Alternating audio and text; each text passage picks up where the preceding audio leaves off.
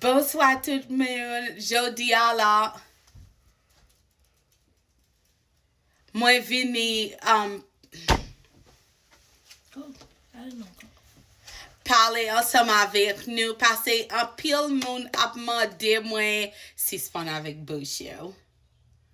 Un pile monde a demandé moi pour moi faire quelques bagailles pour lui.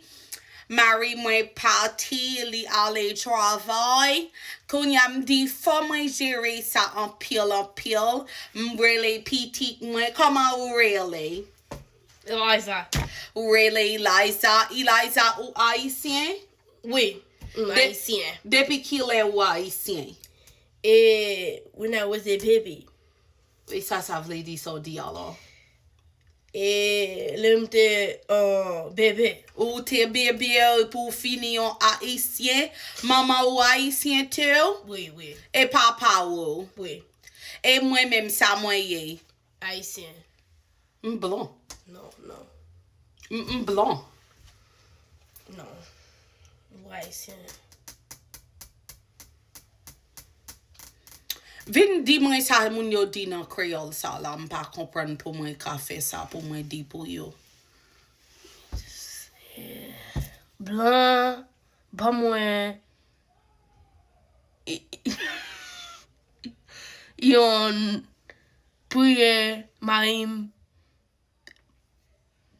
pa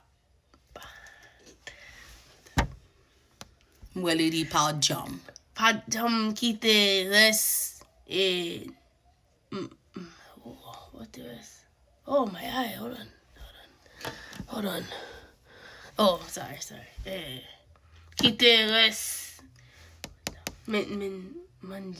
mangel pour moi. Oh, m'komprend. So ça li di la. Ki sa moun nan di?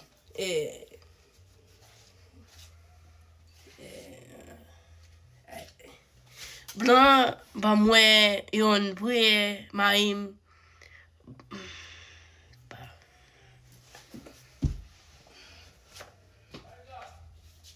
Ki sa li di men? Te di? Ki sa li dim? Ki sa li di mwen sa li di? Di mwen m'pa kompran. Di mwen explike mwen sa li di. Didn't know English. Non kreyol m'pa pale. Oh. Ki sa li vle di? Blanc, ba mwen yon priye marim pa jom kite res manje ou pou mwen. De food. De kite the rest of the food, you know. Li di li pa jom, li pa konale le curl, se sa li di? Yeah. E pi ki sa li di anko, li di li bezwen l'argent? No. Ou priye.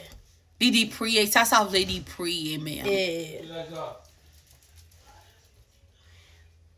Ki sa vle di priye? I don't know. Oh.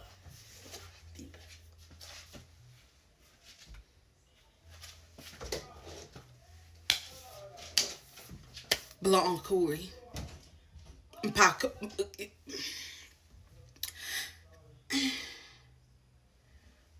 Blanc bam jan pride rim pajam ki ti manje pou mwen.